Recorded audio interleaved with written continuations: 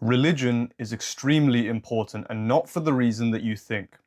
I'm not going to try and convince you in this video of any particular religious belief or to have any religious beliefs at all versus not. I want to look at this in a more objective lens. I want to look at this through the lens of psychology. Humans have a strong tendency to gravitate towards existential questions, whether that be through something like philosophy or religion or even something more practical like physics. The fact remains that these are just expressions of the same fundamental thing. That is something I can say with certainty. The deeper concept that these all tie back to is essentially the human need to tie our understanding of the world around us into one big picture and to have purpose with everything that we do. Not in some vague, abstract philosophical sense, in a real, practical, psychological sense. And this is also something that led to a core tension for me personally, and something that either has already or will lead to a similar tension for you watching this. You try and find purpose in things that you do. And you can, and it's easy. It doesn't need to be some big philosophical picture, like I said earlier. I'll give you an example. Let's say you're playing a game of football.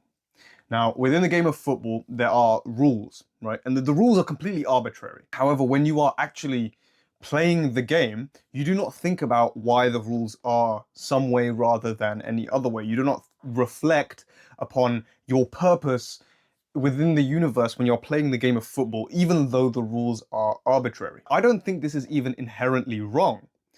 Something that a lot of religions teach, for example, is essentially the idea that everything you do on earth is essentially like one big distraction from the bigger thing of something like an afterlife or the worship of God. But the problem with this is that you have to assume that the frameworks of the religion in the first place to have that conclusion. So you kind of need to assume that this thing is true to go back to this step and then show that it's true. So what that means is having this kind of perception that everything you do is a distraction from the real big truth is not useful if you are trying to determine what truth actually is. However, the reason that religions, for example, are so dominant historically and psychologically in the minds of so many people is because this question, this kind of existential questions, continuously, they always come back. They don't exist when you're doing any particular thing. Like I said, with the game of football, you're not thinking about why the goal is rectangular rather than a square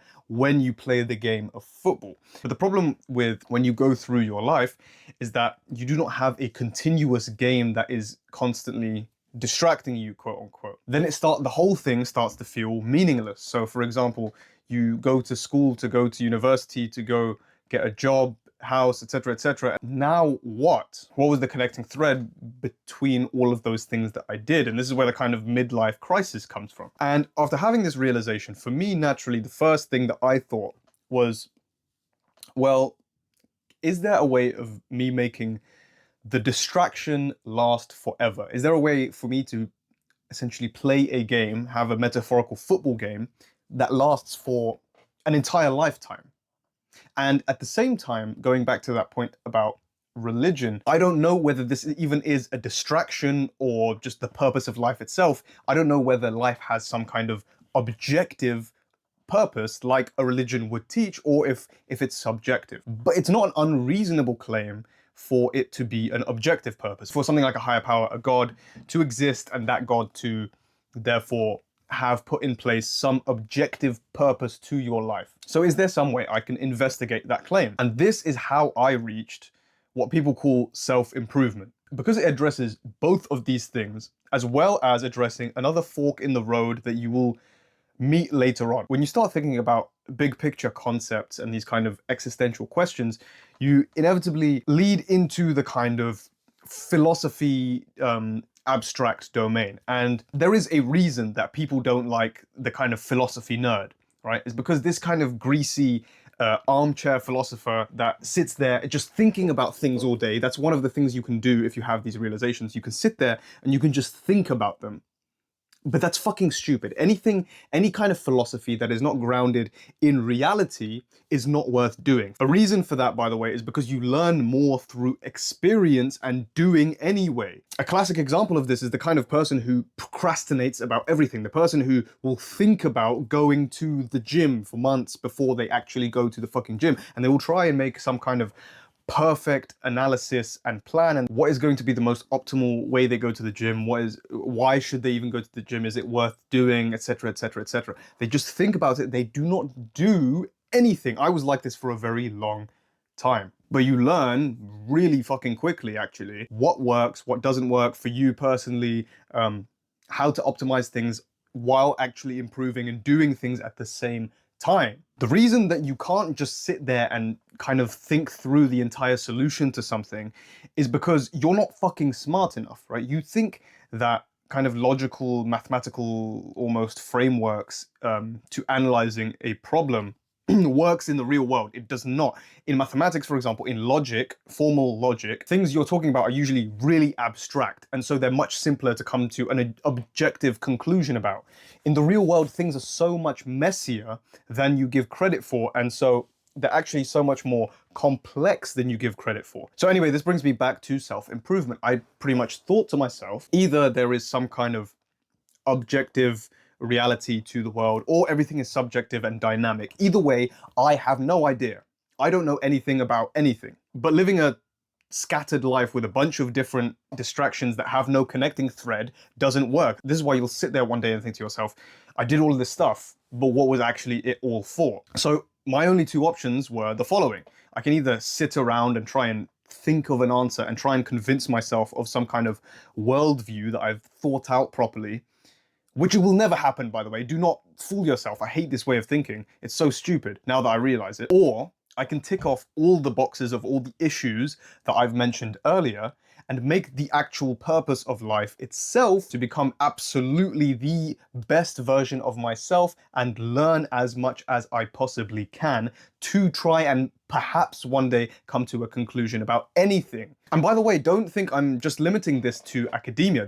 When I say to become the absolute best version of myself, to reach absolute potential, that includes every aspect of life. So physical and mental health are parts of those. Literally everything. Not just learning about mathematics or physics, but learning, I don't know, perhaps learning how to swim better will flick a switch in my mind that lets me see some kind of system differently. Absolute maximization of potential in places you never even thought of. You are probably imagining a picture in your mind of just a person sat in a library all day with like a stack of books on every type of, I don't know, philosophy and science and things like that. That's a very rigid way of thinking. That's not learning everything there is to learn. That's not developing yourself as much as possible. That is simply picking one niche, being academia, and trying to maximize that in as much detail as you can. There are still other things you could do. There are still skills you could learn. There are still social connections you could develop. There is so much to do that you can't even do it in a single lifetime. That's more or less my realization. But another thing that I wanted to tell you, if you stuck around to this point in the video, clearly you have some interest in what I'm saying. So something I want to warn you about is a trap that you can very easily fall into here, and a trap that I was in for a long time. And that is to delay this kind of pursuit. If you found this in some way interesting, if you were listening to me just then and thought that sounds like a solid life philosophy, but now you're thinking, okay, I'll do something first. I will go to university first so I can be financially secure, and then I will try and do X, Y, Z. I want to explain to you that is not how this works. There are no ideal prerequisites before you start living this way. Because for a long time, I would have had this pursuit in my mind, but I made it too grand. I made it too abstract. Perhaps you right now are thinking that it's grand and abstract as well, to become, oh, like this kind of max potential of yourself. Yeah, like some kind of Bruce Wayne, you know, goes to the mountains and gets trained by like the Himalayan monks or something like that. Like, no. It doesn't need to be that. It shouldn't be that in your mind. It shouldn't be some kind of very complex, larger than life kind of mission that you're doing. It can be that in the big picture sense, but it needs to have anchoring in everything that you're doing every day. More concretely is like, for example, for me, I was no longer going to university and studying mathematics and physics to get a job so that I could be financially stable, so then I could do this later. No. For me, it was, okay, now I'm still going to university, but I'm shifting my mindset such that this is essentially my core foundational training. Me doing mathematics, the way I see it now, is like the base level cognitive training that I see the rest of the world through. So for you, it could be something like that as well. Or for you, it could potentially be something like not going to university at all because it doesn't fit the actual model of what you want to do. And in response to the fear that you might feel by, for example, doing something that is non-traditional, that is outside of what is usually acceptable, all I have really to say is, what the fuck else are you going to do with your life anyway? If my literal life purpose and objective is to grow and become as developed as I possibly can, it's the same goal no matter at what point I am. So there is no, I need to get this financial X number until I can start. That it doesn't work like that. If I did things differently to the standard route, how bad could life actually get? And from my analysis, it doesn't actually get as bad as you fear it that it does. And with that being the case, then you have no reason as to do anything other than that objective. A clear example of this, again, is this channel itself. If you're a subscriber, if you're an older subscriber and you've seen some of my videos, perhaps you may have been thinking to yourself, like, what is my actual core message? What is the purpose of this channel? There was never really a rigid, defined purpose or objective. That's the thing. That's the difference between who I used to be and who I am now. I could have sat around and just kind of wrote down in a journal or something what the precise purpose of this channel would have been, and it wouldn't have worked because I didn't actually have the experience. I would have just been thinking. If I had some kind of vague idea of what my message was supposed to be, it wasn't concrete. And by having uploaded over and over again, I learned what my message was more effectively anyway. If you were watching since some of my older videos, then you would know that I used to make study productivity advice, and that's still something that is a part of me, but it's just that it's a part. And my core message with this channel is exactly what I've spoken about in this video.